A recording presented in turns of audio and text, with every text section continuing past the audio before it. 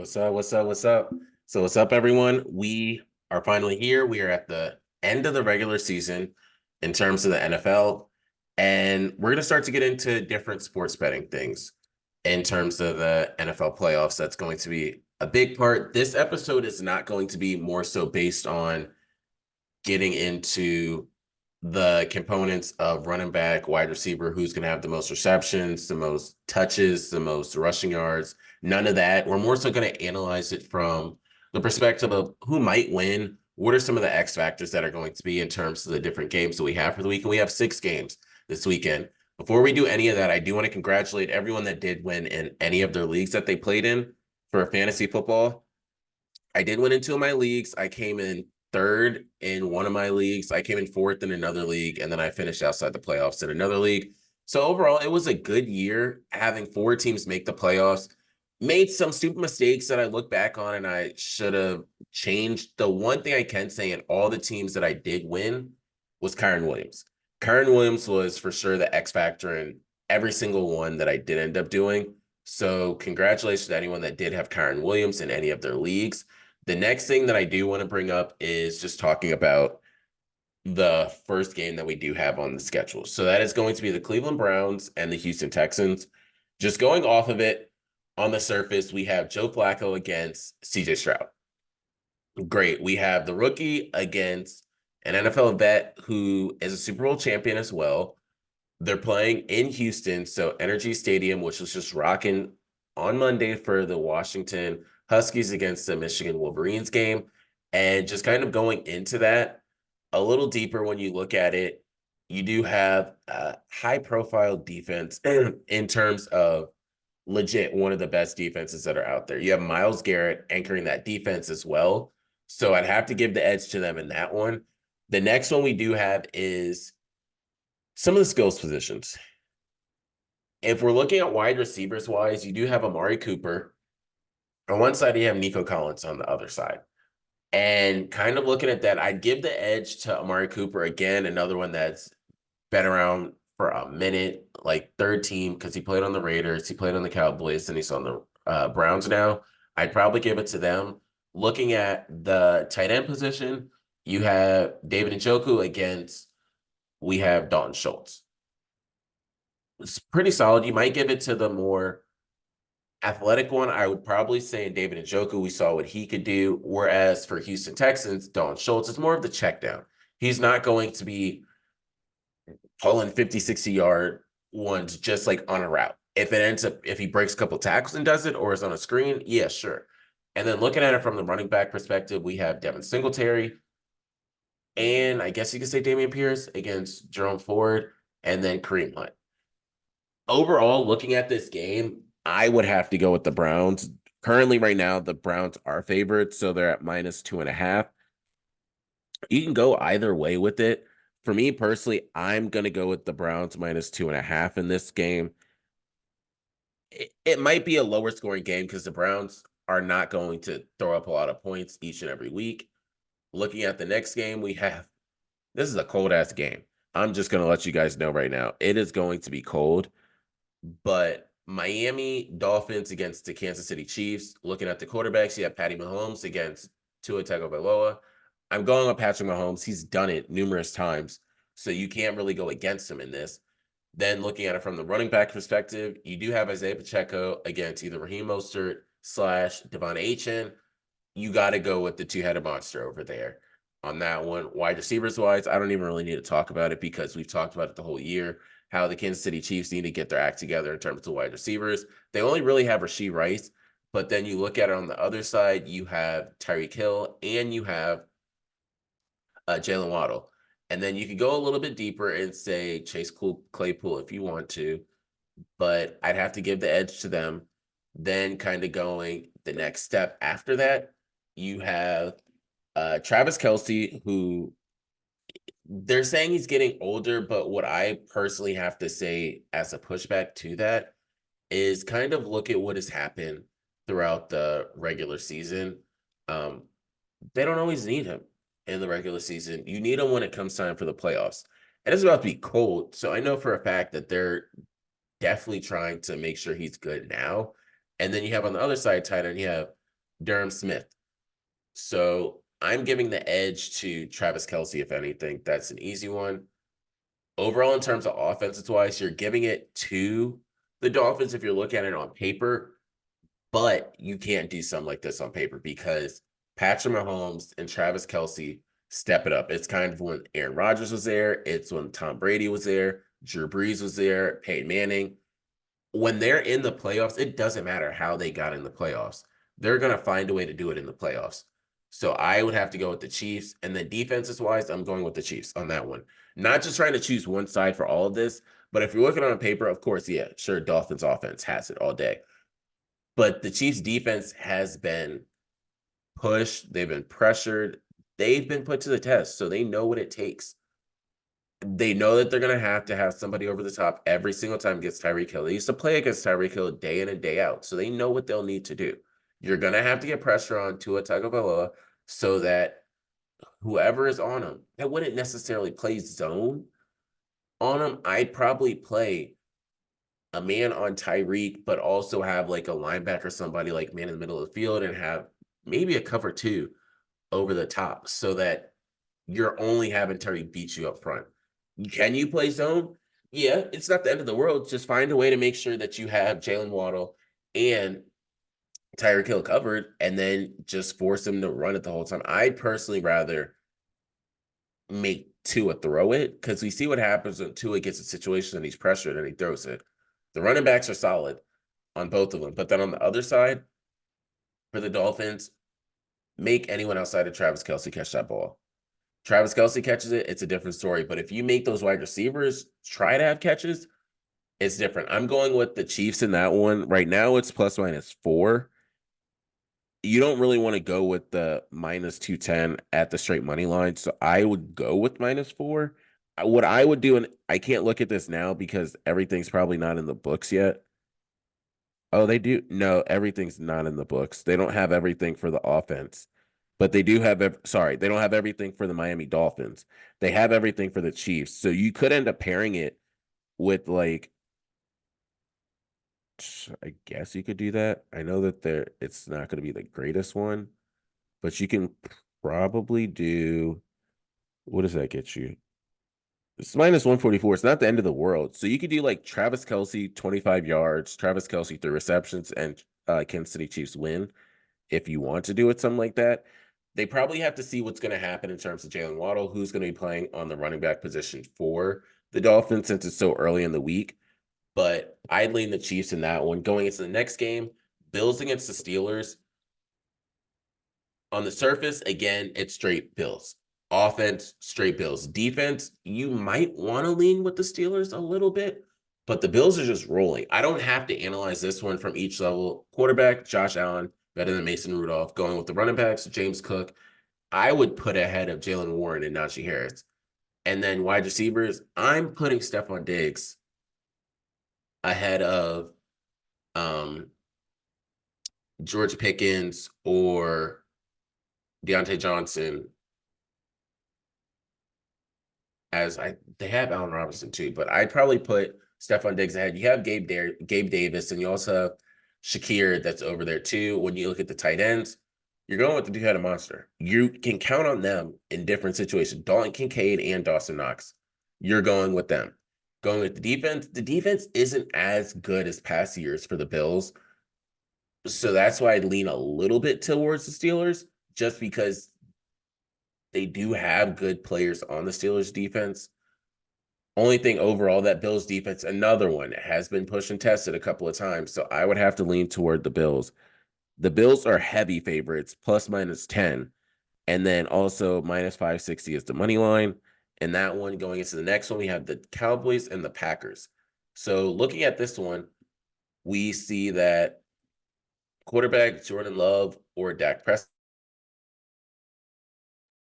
You probably would go with Dak Prescott. He's been having a great year, of course. Some MVP consideration has been going his way too. Looking at the next line, you have the running backs. You have Aaron Jones and AJ Dillon, or you could go with Tony Pollard and Rico Dowdle. I'd probably go with the Tony Pollard side, although the running back is used more in Green Bay. So you could No, let me take that back. I'm going Aaron Jones over Tony Pollard. Wide receivers wise, you're going with CeeDee Lamb, Brandon Cooks, Michael Gallup, whoever else you want to have over there. Yes, they have Jaden Reed. Yes, they have Christian Watson, and they have other pieces that are coming alive, but I'm going with CeeDee Lamb. CeeDee Lamb has put up a dumb season so far this year. One thing, let me see if, because it should have came out as to who led the league. Tight ends wise, you're going with Jake Ferguson in that one. Okay, so Tyreek Hill did finish first with 1799. And then kind of just looking at the next line, looking at the defense, you're going with the Cowboys defense. They have the number one leader in interceptions over there. They have Micah Parsons. They have a solid front seven that's there. Packers, I don't even think it's really going to be that much of a toss up. Right now, it's closer than the Steelers Bills, but Cowboys are plus minus 7.5. I'm going with the Cowboys. I would almost have to parlay it with two games and say like the Bills Cowboys and then have something else in that mix too, if I did anything like that. Next one we're going with is the Rams Lions. This is a great game for multiple different reasons. One, you can look at the ticket prices on all the games. So Browns Texans, $119 is the lowest price. Chiefs Dolphins, lowest price is $66 because it's going to be cold. A lot of people are not going to be 0 degrees. What? Watch that on TV. Pittsburgh Steelers, Buffalo Bills, $141 is the cheapest ticket. Green Bay Packers, Dallas Cowboys, $103 is the cheapest ticket. Eagles, Bucks, $111 is the cheapest ticket. And then Rams, Lions, $396. You know why? Because Matthew Stafford is coming back to Detroit for the first time. And that is a big thing to have as a script. It is going to be the Sunday night game, 8 o'clock Eastern Standard Time, Ford Field. You can't write a better script than that. All week long, they're going to hype this game up. Out of any of the games this weekend that has the best narrative for it, it is the Lions and the Rams. Yes, you can argue and say Tyreek Hill is going back to Kansas City. It's going to be cold.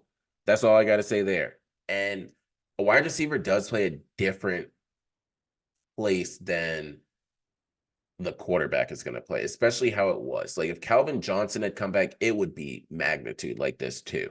But Matthew Stafford, because he went through so many seasons with that team and then left, won a championship, and now is coming back for the first time. By the way, he is coming back again next year. So they will make that a highlighted game too on both ways. You can see it if the Lions win Rams Lions next year, that'll be big. If the Rams win Rams Lions next year, let's see what'll happen. Because Jared Goff also plays a factor in this too. But quarterback wise, I'm going with Matthew Stafford. Wide receivers wise, that's a tough one. I have to lean towards the Rams though, but that is really tough because Amon-Ra St. Brown has been doing really good, but I'd have to lean toward the Rams in that one. Tight end wise, this is also going to play an important factor because tight ends, Sam Laporta would get it, but they don't even know if Sam Laporta is going to play. Defense wise, both defenses weren't great. The running defense for the Lions was good, but that passing defense was terrible. You saw how the way Justin Jefferson just shredded them up. So overall, I'm going with the Rams to win this game. The Rams are underdogs right now. It's plus minus 3.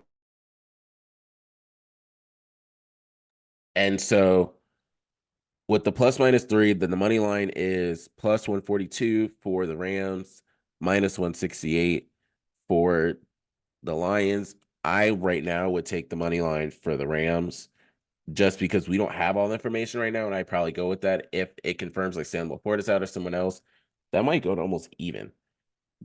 But Lions had the better record. I don't know. Something to me just says that the Rams are going to end up getting this game.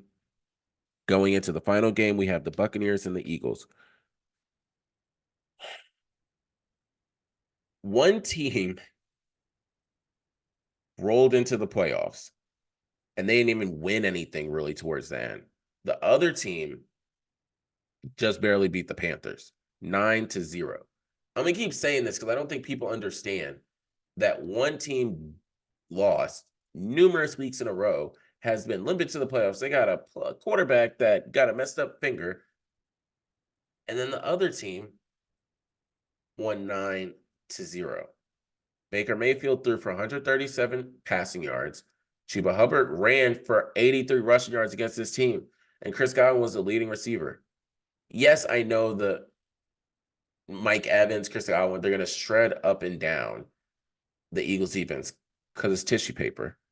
But I just think that the Eagles can do enough because they made it to the playoffs. And again, I said it again, and I'll say it numerous times. The Eagles will win this game, and then they're going to lose the next round. They're not making it to the conference championship. And I'm okay with that. I don't see any of that happening.